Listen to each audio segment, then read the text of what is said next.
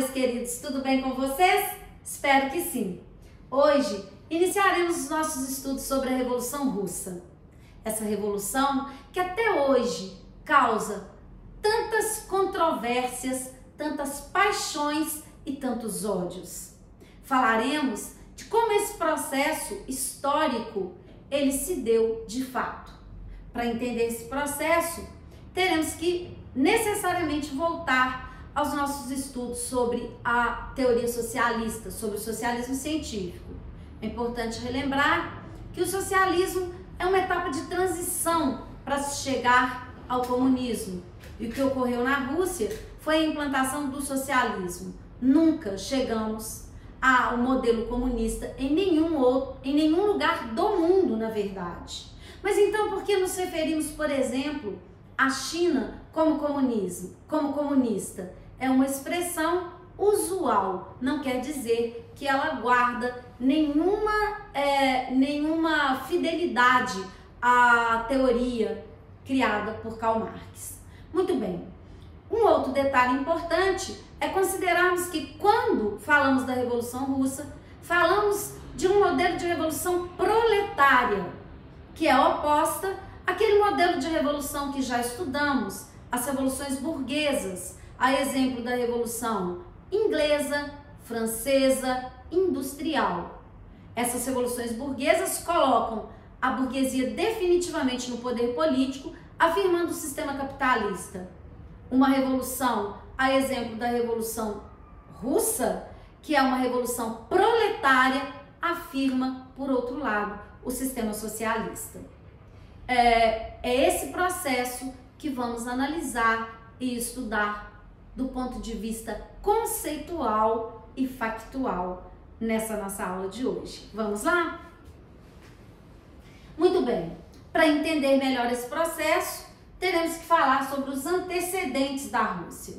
E voltaremos um pouco, novamente, na teoria socialista. Segundo Marx, a Revolução Socialista ela ocorreria nos países de capitalismo avançado, onde as contradições seriam maiores, as crises do capitalismo mais recorrentes e, portanto, no momento em que o proletariado oprimido ele não suportasse mais todas as contradições do capitalismo, ocorreria a revolução. Na verdade, o que ocorreu foi o oposto do que o teorizado por Karl Marx. A Revolução Socialista ocorreria em um país feudal, ainda feudal, em pleno século XX. Um país agrário e não industrial. Ou seja, a teoria muitas vezes não se aplica à prática. Vamos entender então o que esse país que promoveu a primeira revolução bem-sucedida socialista do mundo tem como peculiar que levaria a essa revolução. Quais são então os antecedentes? Primeiro, temos aí um estado que chamamos de governo autocrático de Nicolau Romanov, da dinastia dos Romanov. O que significa isso? É um governo ainda absolutista, é uma autocracia. Então, um governo que ainda nos moldes do absolutismo que vigorou na Europa entre os séculos XVI e XVIII. Na Rússia, esse governo ainda iria vigorar até o início do século XX. Temos uma polícia política, a Okhrana, que é uma política que reprime qualquer tipo de oposição a esse governo absolutista, como não poderia deixar de ser. Se todo o poder está concentrado nas mãos do czar, então ele se utiliza de todo o aparato repressivo contra qualquer tipo de movimento de oposição. Temos uma industrialização dependente. Essa industrialização dependente é uma industrialização dependente incipiente. O que significa isso? Pouco significativa e dependente principalmente do capital externo. A França era o principal país investidor da industrialização na Rússia no momento anterior à Revolução. Temos alguns centros muito específicos de cidades industrializadas e, como eu já disse, 80% da população se encontrava no campo às vésperas da Revolução e não nas cidades. Muito bem. A servidão só foi extinta na Rússia em 1861. Vejam bem, o sistema de servidão, vou frisar novamente, só vai ser extinto na Rússia em 1861. Ou seja, tenho ainda resquícios feudais na Rússia pré-revolucionária. Tenho péssimas condições de vida do operariado e dos camponeses. A vida da população era uma vida miserável, como em todas as revoluções, e não poderia deixar de ser. O fator político, ele é importante, mas o que realmente determina as revoluções, ou ao que parece, historicamente, o que determinou todas as revoluções, foi justamente o momento em que a situação se torna insustentável, ou seja, todas as revoluções começam aqui e não aqui. Começam na fome, na miséria, na desigualdade e não nas ideias políticas. Em 1904 e 1905, a Rússia se envolveu em uma guerra. Essa guerra é muito importante, pessoal, prestem atenção. A chamada Guerra Russo-Japonesa. Qual foi o fator principal dessa guerra? A disputa pela Coreia e a Manchúria entre esses dois países. E, pasmem, foi a primeira vez na história que um país ocidental perderia para um país oriental. O Japão vence a guerra. E se a situação já era uma situação catastrófica, se a situação do povo russo ela já era uma situação de miséria, após essa guerra, temos aí um aprofundamento ainda maior da miséria do povo na Rússia. Bem, essa guerra é uma típica guerra imperialista. Lembrem-se do que vimos sobre o imperialismo e a situação do Japão como o único país que no século XIX consegue competir com os demais países imperialistas. O único país na Ásia que parte também para a corrida imperialista.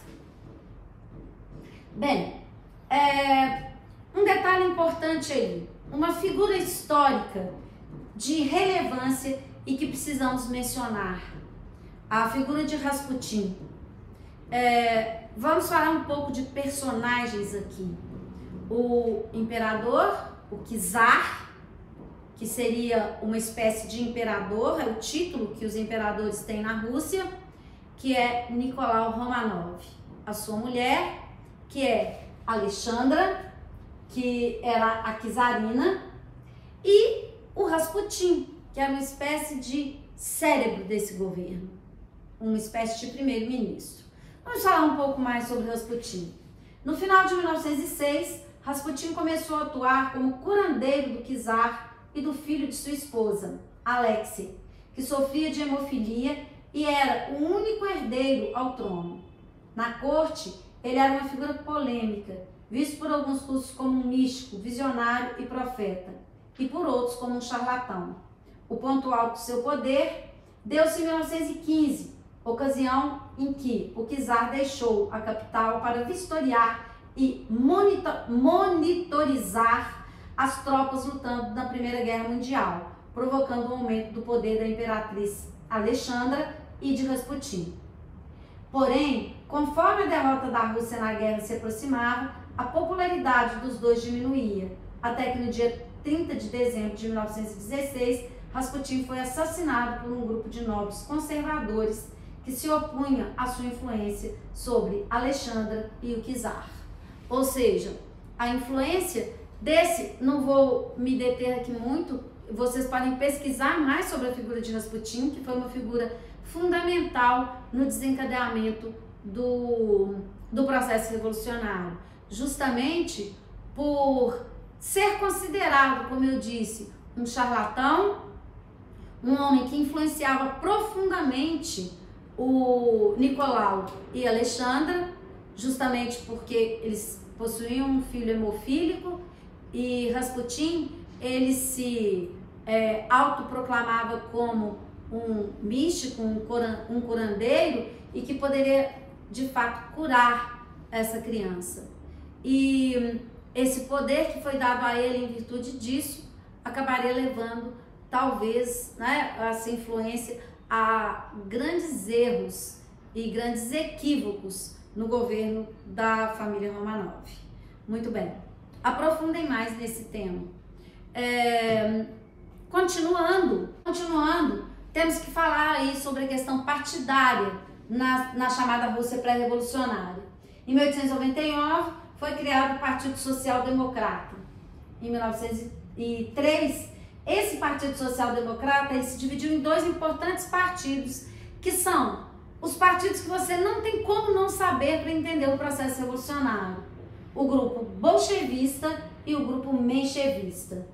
Esses dois grupos, lembrando aí que bolchevista significa maioria e menchevique significa minoria. Em 1914, esse grupo dá origem ao Partido Bolchevista, liderado por Vladimir Lenin, a grande figura da Revolução. E o grupo menchevique e o grupo menchevista, ele dá origem ao Partido Menchevista, com líder Julian Martov. É uma figura que talvez você tenha ouvido falar menos, porque ele faz parte justamente de um partido que foi o partido que foi vencido dentro do processo revolucionário. O que cada um defendia? O que cada um desses partidos defendia? O Partido Bolchevista, ele defendia a revolução permanente, uma revolução que seria feita pela via armada, nos moldes da teoria socialista. Muito bem, então, enquanto o Partido Bolchevista, ele defende esses princípios, o Partido Menchevique, ele defende reformas progressivas e a via eleitoral, que a mudança ela não deveria ocorrer com a derrubada pela luta revolucionária, pela luta armada do Estado absolutista, mas pela via eleitoral. Além disso, temos também o Partido Cadete, fundado em 1904. Esse partido é um partido burguês e moderado, representava a burguesia industrial russa e defendia as mudanças pela via parlamentar. Então, obviamente, vocês devem associar o Partido Menchevique ao Partido Cadete. Vai existir momentos que esses dois partidos se unem, já que eles têm uma visão, principalmente da forma como chegariam ao poder, se pela via revolucionária e armada ou não. Continuando, aqui, antes de mudar, prestem atenção, temos aí a primeira figura, é a figura de Martov, e a segunda figura é a figura do famosíssimo Lenin, amado e odiado. Um detalhe importantíssimo, não um detalhe, um fato importantíssimo que antecede a Revolução Russa foi o chamado Ensaio Geral de 1905. O que foi o Ensaio Geral? Por que a expressão Ensaio Geral? Ensaio para a Grande Revolução de 1917. Em 22 de 1 de 1905, ocorre um massacre dos trabalhadores que ficou conhecido como Domingo Sangrento. Massacre de trabalhadores em Petrogrado, São Petersburgo ou Leningrado. São os nomes que a cidade de Petrogrado teve. Primeiro Petrogrado, depois São Petersburgo e por fim Leningrado, quando os socialistas assumem o poder. Por que esse episódio ele ocorreu? Porque a população foi para a rua em 1905 para pedir ao paizinho czar que ele olhasse para o povo que estava passando fome. Essa miséria, ela foi uma consequência direta da guerra já mencionada, a Guerra Russo-Japonesa. Após a guerra, como eu já disse, a situação de miséria do povo se aprofunda e o povo vai para a rua em uma passeata pacífica. Crianças, velhos, à frente, a igreja russa, a igreja ortodoxa. E o que o czar faz? O czar coloca a sua tropa de elite, os cossacos, para reprimir e massacrar o povo. Esse episódio acabaria por desencadear os episódios que apresentaremos agora. Em resposta a esse massacre, temos aí a organização dos chamados sovietes. O que são os sovietes? São organizações de operários, camponeses e soldados. É como se fossem comitês, não posso confundir, não são sindicatos, ok? São espécies de comitês políticos para organizar a população. Então, são comitês que organizam soldados, operários e camponeses. Foi uma resposta a essa repressão vinda do czar. Temos também o manifesto de outubro, que leva à convocação da Duma. O que foi a Duma? A Duma é o parlamento russo. Na verdade, esse parlamento, uma vez que ele existisse, ele seria contra justamente o absolutismo. A princípio, por toda a onda de protestos que ocorre posterior ao Domingo Sangrento, o czar aceita a existência dos sovietes e da Duma. Assim que ele vai ganhando mais poder, em 1906, ele fecha a Duma e proíbe a organização dos sovietes, que passam à clandestinidade, ou seja, a repressão aumenta. Em 1906 até 1914, período de contenção das forças populares. Então, o czar, nesse período, ele contém esses movimentos populares, até porque fechou um órgão importante de representação popular, que era a Duma, e toda essa repressão, ela tem apoio da Inglaterra e da França. Quais foram as medidas, então? E eu já mencionei, para frisar bem. Temos a repressão dos sovietes, o exílio dos bolcheviques e as prisões políticas. Toda e qualquer oposição vai ser massacrada nesse período entre 1906 e 1914. É quando Lenin vai ser mandado para o exílio. Guardem bem, as grandes lideranças, especialmente do partido bolchevique, vão para a clandestinidade e para o exílio. Então, essas medidas, elas levam, nesse período de 1906 a 1914, a um silenciamento da oposição, que vai retomar muito mais forte e com elementos que desencadeariam a grande revolução de 1917. Assunto que veremos em nossa próxima aula. Espero que tenham entendido, espero que tenham gostado. Um grande beijo para vocês. Até a próxima aula.